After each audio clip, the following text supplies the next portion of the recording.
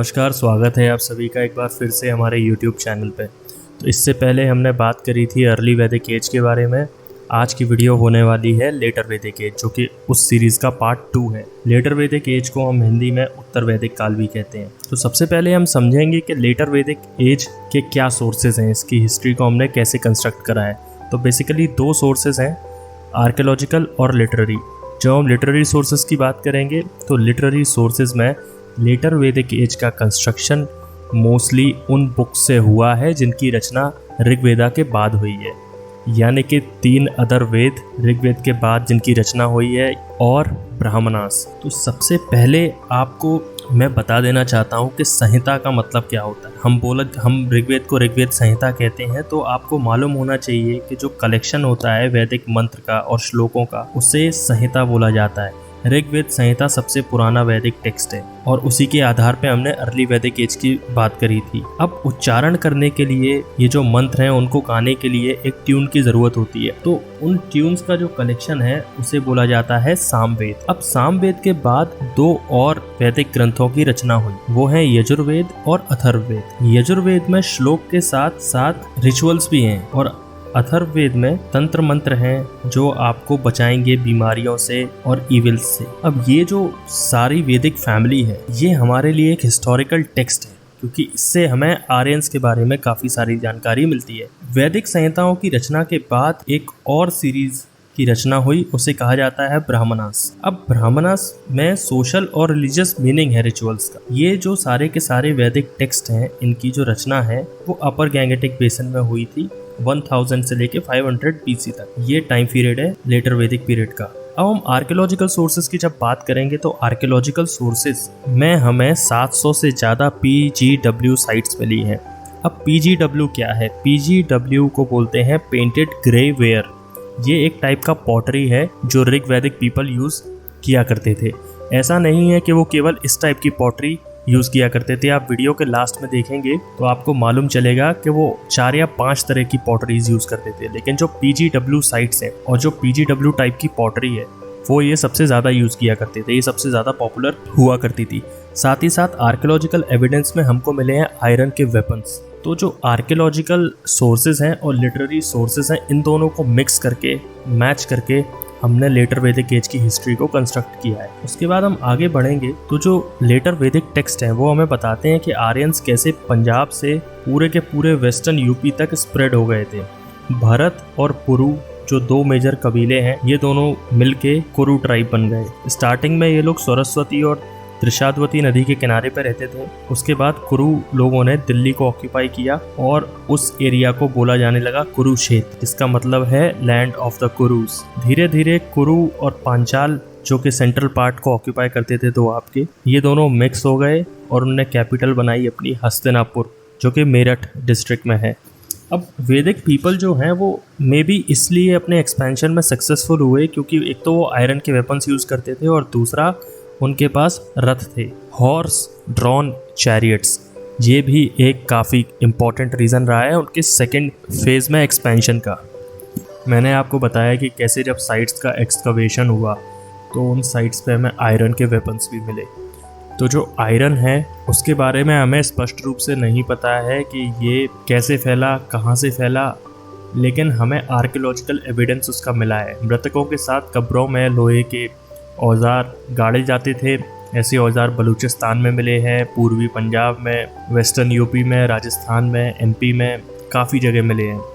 अब जो आयरन के वेपन्स थे, इन वेपन्स को यूज़ करके जो अपर दोआब में जो एनिमीज़ थे आर्यंस के, उनको आर्यंस ने हराया और सेम आयरन को यूज़ करके जो अपर गैंगेटिक दोआब में जो जंगल थे उनको साफ़ किया गया लोहे की कुल्हाड़ी से। और लेटर वैदिक पीरियड का एंड होते होते जो आयरन के बारे में, ये जो आयरन का ज्ञान था, ये पूरे के पूरे ईस्टर्न यूपी और विदेह एरिया में भी फैल गया।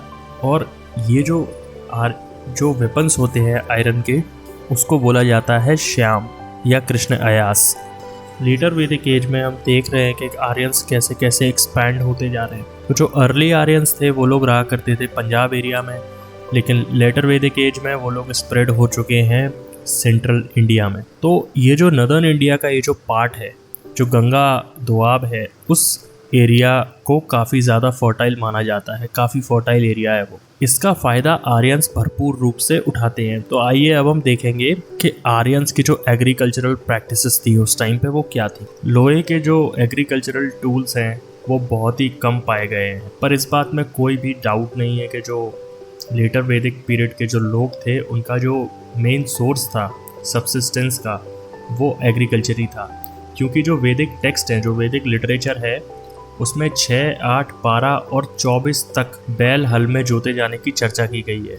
अब देखिए, जो खेतों को जब जोता जाता था तो लकड़ी के जो प्लोशेयर है, जो लकड़ी के हल हैं, उनका प्रयोग किया जाता था। इसका रीज़न ये है कि जो अपर गैंगेटिक बेसिन है, जो अपर गैंगेटिक एरिया है, उस एरिया की जो मिट्टी है वो काफ़ी हल्की है। अब देखिए, शतपथ ब्राह्मण में हल से रिलेटेड रिचुअल की काफ़ी एक्सटेंसिवली बात करी गई है और आप देख सकते हैं कई सारे एविडेंसेस हैं कि सीता के जो पिता हैं और विदेह के जो राजा हैं जनक, उन्होंने भी हल चलाया था। कृष्ण के जो भाई हैं बलराम, उनको हलदर कहा जाता है। अब जो वैदिक लोग थे उनका प्रोडक्शन क्या था, वो सबसे ज़्यादा क्या प्रोड्यूस करते थे? तो देखिए, वो लोग जो बार्ले है, जो जौ है, मैंने आपको बताया था अर्ली वैदिक सोसाइटी में जो जौ है वो काफ़ी ज़्यादा प्रोड्यूस किया जाता था। पर इस टाइम पीरियड में, जो लेटर वैदिक पीरियड में, चावल और गेहूं ये दोनों उनकी मेन फसलें हो गई थी। अब जो चावल, जो राइस है, उससे इंट्रोड्यूस वैदिक लोग पहली बार हुए जब वो दोआब में आए। इससे पहले उन लोगों को चावल के बारे में जानकारी नहीं थी। वैदिक ग्रंथों में चावल को बोला जाता है व्रीहि। चावल का अवशेष हस्तिनापुर में भी मिला है। अब देखिए, जो राइस का जो यूज़ है वो वैदिक रिचुअल्स में भी रिकमेंडेड है। कई तरह की दालों का भी प्रयोग लेटर वैदिक लोग करते थे। तो हम देखेंगे जो अब सोसाइटी है लेटर वैदिक एज में, वो एग्रीकल्चर पे ज़्यादा फोकस कर रही है, ना कि पेस्टोरल सोसाइटी उनकी रही है। अब उनका जो मेन फोकस है वो हो चुका है एग्रीकल्चर, ना कि पेस्टोरल, जो कि पहले थी। अब सोसाइटी उनकी घूमंदू नहीं रही है। अब हम बात करेंगे आर्ट एंड क्राफ्ट्स की, जो लेटर वैदिक एज में जिनका उदय हुआ। तो देखिए, लेटर वैदिक एज में बहुत प्रकार की कलाओं और शिल्पों का उदय हुआ। अब इसमें सबसे ज़्यादा इम्पोर्टेंट लोहार और धातुकारों के बारे में जानकारी मिलती है, यानी कि स्मिथ्स एंड स्मेल्टर्स। अब ये दोनों प्रोफेशन का बेसिकली इसलिए उदय हुआ क्योंकि जो आयरन वेपन्स थे और आयरन के टूल्स थे उनकी डिमांड काफ़ी ज़्यादा होने लगी। तो ये जो दोनों प्रोफेशन थे ये काफ़ी रिस्पेक्टेड प्रोफेशन हुआ करते थे ऋग्वैदिक सोसाइटी में। देखिए, कॉपर से वो लोग बहुत पहले से फेमिलियर थे, तो जो कॉपर स्मिथ थे वो सोसाइटी में ऑलरेडी थे ही। अब वैदिक लोग कॉपर शायद खेतरी में जो माइंस है राजस्थान में, वहाँ से कॉपर का इंपोर्ट किया करते होंगे। और जो कॉपर था वो पहला मेटल था जो ऋग्वैदिक पीपल ने यूज़ करा। कॉपर के कई सारे ऑब्जेक्ट हैं जो कि पेंटेड ग्रेवेयर साइट्स में हमें मिले हैं और इनका यूज़ बेसिकली होता था वॉर के लिए और हंटिंग के लिए, और कई बार आभूषणों के रूप में भी किया जाता था। अब इसके बाद हम बुनाई की बात करेंगे। तो जो बुनाई है, जो वीविंग है, वो मोस्टली महिलाएं ही किया करती थी। चमड़े, मिट्टी और लकड़ी के शिल्पों की भी काफ़ी प्रगति हुई। जैसा कि मैंने आपको बताया था पेंटेड ग्रे वेयर पॉटरी के बारे में, तो मैं आपको बताता हूँ कि जो लेटर वैदिक लोग थे वो बेसिकली 4 तरह की पॉटरी के बारे में जानते। Black and red ware, black slipped ware, painted grey ware और रेड वेयर। अब जो रेड वेयर है ये सबसे ज़्यादा पॉपुलर थी, पर जो सबसे डिस्टिंक्टिव पॉटरी है वो थी पेंटेड ग्रे वेयर। ऋग्वैदिक सोसाइटी धीरे धीरे एक सेटल्ड लाइफ की तरफ बढ़ने लगी। पहले वो लोग पेस्टोरल होते थे और अब एग्रीकल्चर को वो एक बड़े पैमाने पर प्रैक्टिस करने लगे, और साथ ही साथ जो शिल्पकार थे, अलग अलग प्रोफेशंस का जो डेवलपमेंट हुआ, इन सब की वजह से अब वो लोग फाइनली एक सेटल्ड लाइफ जीने लगे थे। स्टार्टिंग में जो वैदिक लोगों ने घर बनाए वो मिट्टी के घर हुआ करते थे। वुडन पोल होते थे, उनके सहारे मिट्टी के घर बनाए जाते थे। नगर शब्द का यूज़ किया गया है लेटर वैदिक टेक्स्ट में, पर जो प्रॉपर टाउन लाइफ होती है उसका एमरजेंस अभी तक नहीं हुआ था। प्रिमिटिव टाउन्स हुआ करते थे, प्रोटो अर्बन भी कह सकते हैं उन्हें, पर जो प्रॉपर सिटीज़ होती हैं, जो बड़े शहर होते हैं, ऐसा ऋग्वैदिक सोसाइटी में नहीं हुआ था। वैदिक टेक्स्ट बात करते हैं समुद्र और समुद्र यात्राओं के बारे में, तो इससे हमें मालूम चलता है कि वो लोग ओवरसीज ट्रेड भी किया करते थे। अब हम बात करेंगे पॉलिटिकल ऑर्गेनाइजेशन की, जो कि लेटर वैदिक पीरियड में था। तो देखिए, लेटर वैदिक टाइम पे जो ऋग्वैदिक ट्राइबल असेंबली हुआ करती थी, उनकी जो इम्पोर्टेंस थी वो काफ़ी कम हो चुकी थी और जो रॉयल पावर है वो धीरे धीरे इंक्रीज होने लगी थी। जो असेंबली थी विधाता वो तो कम्प्लीटली डिसअपियर ही हो चुकी थी और जो सभा और समिति थी वो एग्जिस्ट तो करती थी लेकिन उनका जो कैरेक्टर था वो पूरा चेंज हो चुका था।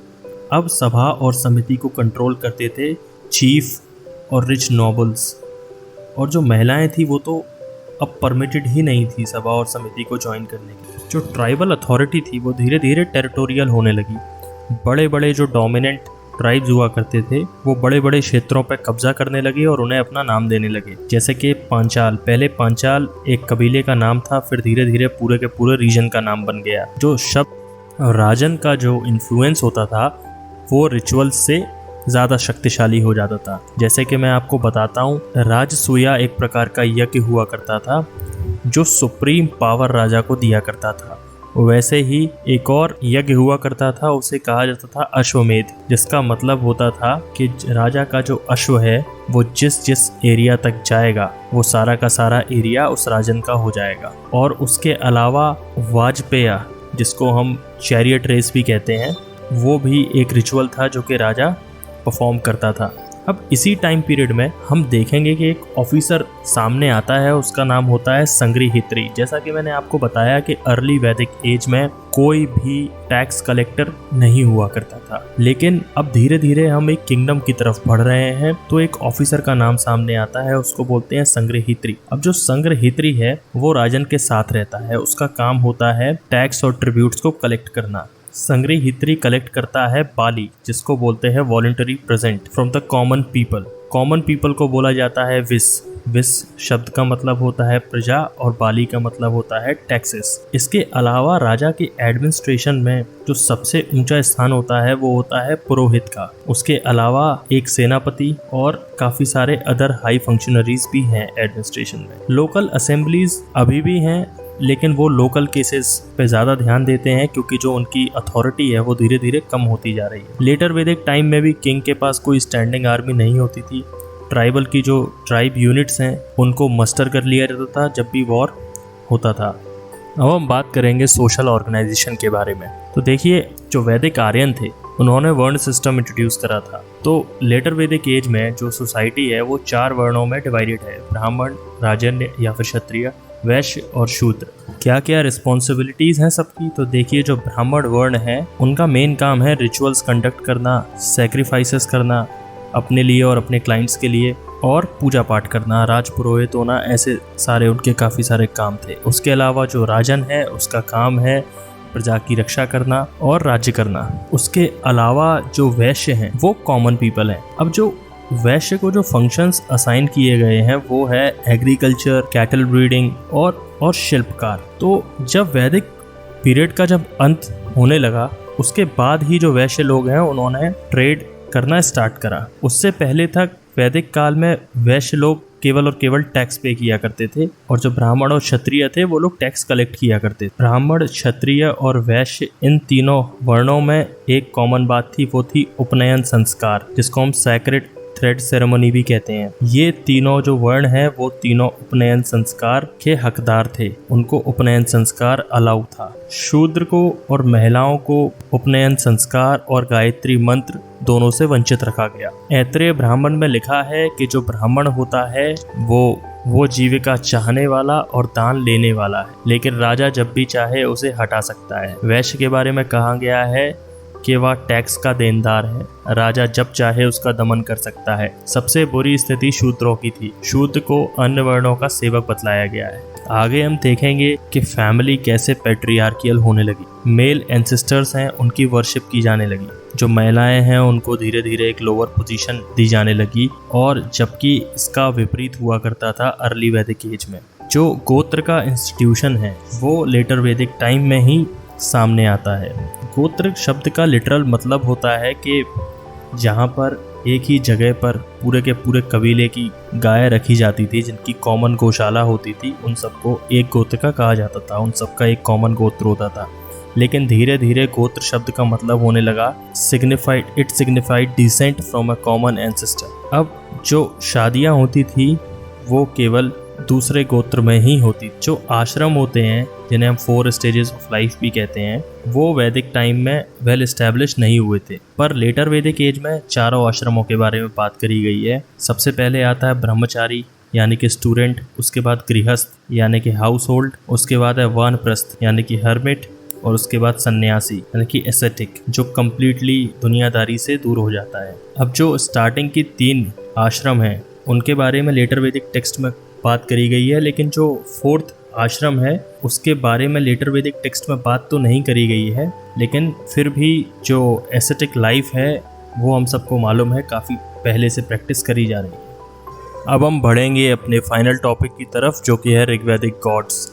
तो देखिए, लेटर वैदिक पीरियड में जो अपर दोआब एरिया है वो आर्यन कल्चर का सेंटर बन चुका था। जो 2 सबसे बड़े ऋग्वैदिक गॉड हुआ करते थे, इंद्र और अग्नि, उनकी जो इम्पोर्टेंस थी वो अब थोड़ी कम हो चुकी थी। उनकी जगह ले ली थी अब प्रजापति ने, और कुछ और माइनर गॉड थे जो सामने आए, जैसे कि रुद्र जो कि एनिमल्स के गॉड हैं, और विष्णु जो प्रिजर्वर और प्रोटेक्टर हैं लोगों के। अब जैसे कि सोसाइटी सोशल क्लासेस में डिवाइडेड थी, जैसे कि ब्राह्मण, राजन्य, वैश्य और शूद्र, तो जो सोशल ऑर्डर है डिफरेंट उनके खुद के भी भगवान होने लगे। उसका एक एग्जाम्पल है पूषण, जो कि पशुओं की रक्षा करने वाला देवता था, वो शूद्रों के देवता हो गए।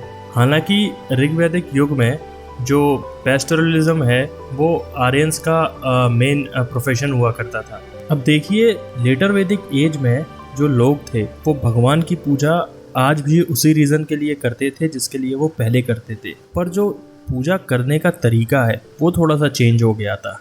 जो प्रेयर्स हैं वो अभी भी की जाती थी, लेकिन जो सैक्रिफाइसेस हैं वो बहुत ज़्यादा इम्पोर्टेंट हो गए। हमने राजसूया की बात करी थी, तो वैसे ही किंग और एंटायर कम्युनिटी, कभी पब्लिक सैक्रिफाइसेस होते थे, कभी प्राइवेट सैक्रिफाइसेस भी होते थे। गोघना शब्द के बारे में भी बात करी गई है। जो सैक्रिफाइसर होता था उसको बोला जाता था यजमान, जो कि यज्ञ को परफॉर्म कर रहा है। यज्ञ का यहाँ पे मतलब है यज्ञ। शतपथ ब्राह्मण में कहा गया है कि अश्वमेध यज्ञ में पुरोहित को उत्तर, दक्षिण, पूर्व और पश्चिम सारी दिशाएं दे देना चाहिए। यदि वास्तव में ऐसा होगा तो राजा के पास क्या बचेगा।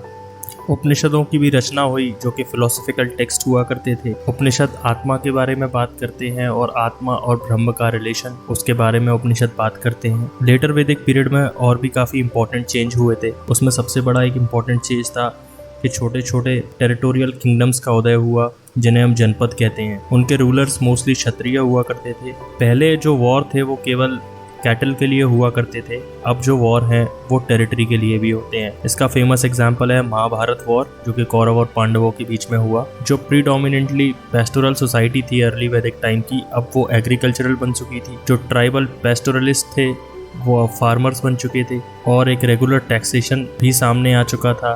पर फिर भी कहा जाता है कि ब्राह्मणों का सपोर्ट होने के बावजूद जो राजा है वो एक मैच्योर स्टेट सिस्टम नहीं बना पाया। अब जो मैच्योर स्टेट सिस्टम है वो हम देखेंगे राइज ऑफ मगध के साथ। तो इसी के साथ ये वीडियो देखने के लिए आपका बहुत बहुत धन्यवाद। अब हम आपसे मिलेंगे अगली वीडियो में। अगर आप चैनल पर नए हैं तो इसे सब्सक्राइब करें, लाइक करें। ऐसे ही और कंटेंट के लिए बहुत बहुत धन्यवाद आपका।